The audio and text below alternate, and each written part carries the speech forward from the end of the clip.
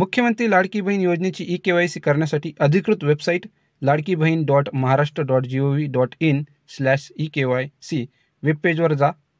त्यानंतर लाभार्थी आधार क्रमांक आणि कॅप्चा दर्ज करा.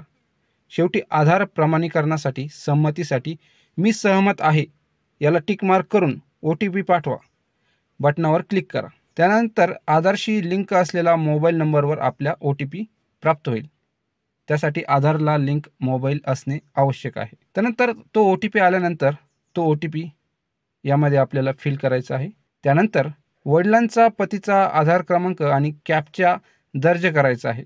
शेवटी आधार प्रमाणीकरणासाठी संमतीसाठी पुन्हा एकदा मी सहमत आहे याच्यावर आपल्याला टिक मार्क करून OTP पाठवा या बटनावर क्लिक करायचं आहे. आधारशी लिंक असलेल्या मोबाईलवर OTP प्राप्त होईल. तो दर्ज करून सबमिट बटनवर क्लिक करायचं आहे. त्यानंतर आपली जी काही जात असेल त्या जातीचा प्रवर्ग निवडायचा. समजा अनुसूचित जाती, अनुसूचित जमाती, इतर मागासवर्ग वगैरे वगैरे. आपली जी जात असेल ती जात आपण यामध्ये निवडायची आहे. एक वर आपल्याला बघायचं आहे, माझ्या कुटुंबातील सदस्य नियमित कायम कर्मचारी म्हणून सरकारी विभाग, उपक्रम, मंडळ, भारत सरकार किंवा राज्य सरकारच्या स्थानिक संस्थेमध्ये कार्यरत नाही किंवा सेवानिवृत्तीनंतर निवृत्तीवेतन घेत नाहीत.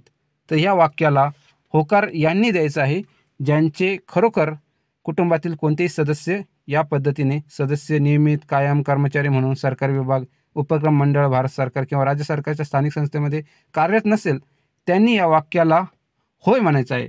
आणि ज्यांचे कोणी नातेवाईक कार्यरत असेल तर त्यांनी नाही या ऑप्शनवर क्लिक करायचं आहे. 2 नंबरच्या ऑप्शनमध्ये आपल्याला बघायचं आहे की माझ्या कुटुंबातील केवळ एक विवाहित व एक अविवाहित महिला योजनेचा लाभ घेत आहे.